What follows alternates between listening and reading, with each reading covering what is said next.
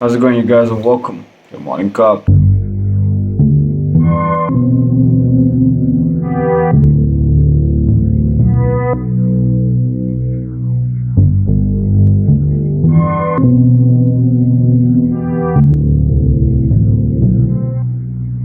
We started off with big news coming out of Donald Trump's impeachment hearings. Now, it turns out that Donald Trump has now officially been acquitted of all charges regarding to the incitement of the Capitol Hill riots. It was 57 to 43 votes. They needed 67 to convict him, but, well, 57 is just not close enough.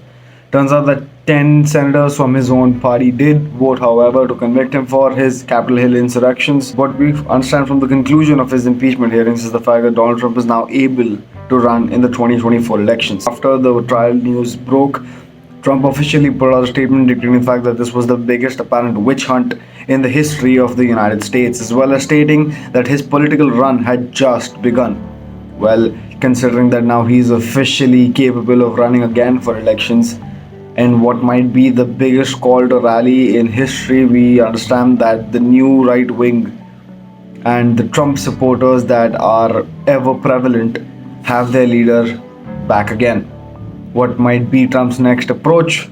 Still anyone's guess, but what we understand is that Trump is by no means done in his political running. We move on to the fact that there was a massive earthquake in Fukushima near Japan, and Tokyo was hit by a 7.3 magnitude earthquake.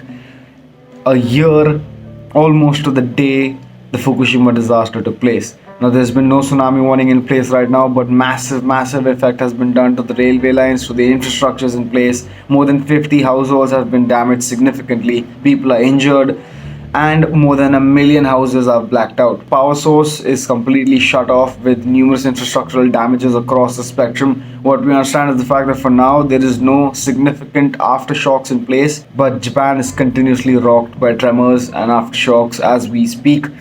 Whether this generates another earthquake, the scales of which we haven't contemplated yet, is still anyone's guess. But what we do understand for now is the fact that there is no tsunami warning. The Meteorological Department of Japan is keeping an eye on things very extensively. And another thing that we understand for this is there is a new wave of earthquakes in the region. We saw a new earthquake that triggered a tsunami that was threatening New Zealand and Australia. We just saw this new earthquake in the Pacific just off the coast of Japan. It just boils down to the fact that there is a lot more seismic movement, and whether this amounts to something bigger that's coming is still up for speculation. We move on to the fact that China refused to give some early data to the WHO team. Now, the WHO team has now officially made its way out of China, and some say that this is the reason why they waited so long to tell us about this.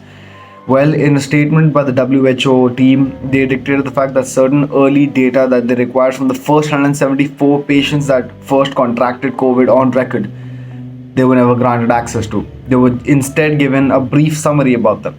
Well, the team said that this information was very important for them, because apart from the 173 first people who ever contracted COVID in the world, half of them were exposed to the wet markets of Wuhan. The infamous wet markets that are supposedly widely acclaimed to be the source of the coronavirus. What we understand from this is the fact that the WHO is now, well, asking China, in all intents and purposes, to grant it the information that it so direly needs to make sure that the conclusions that the WHO team makes are accurate. The United States White House has officially put out a statement upon the release of the WHO team statement that it has deep concerns over China and its policies to hide sensitive information that could benefit the rest of the world.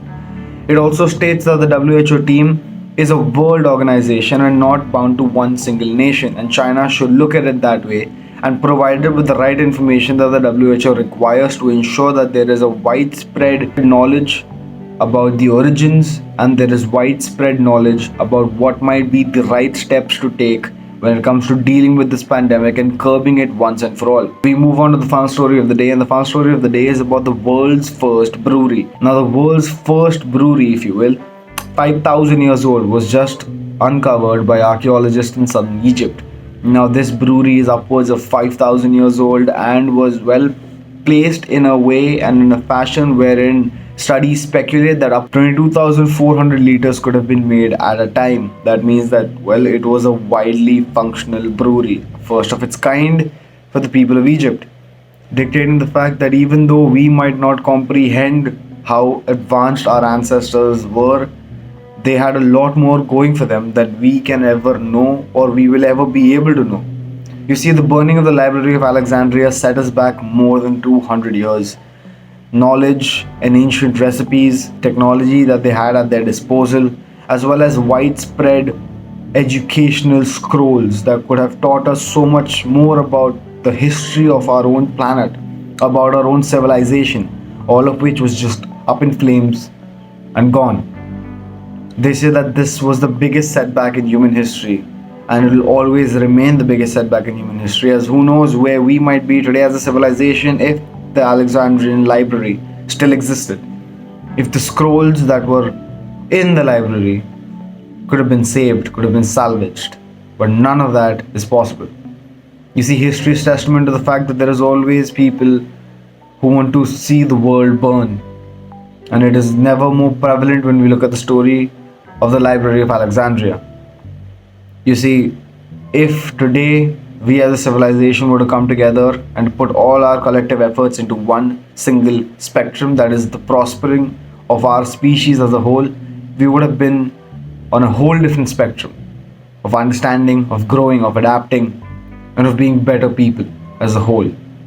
With that being said, we understand that the world has a lot to offer, and every single day, every single 24 hours, things change, speculations change, facts come out. But best believe we will keep you updated on all things the world has to offer. But until then, this has been your morning cup. I'll see you tomorrow.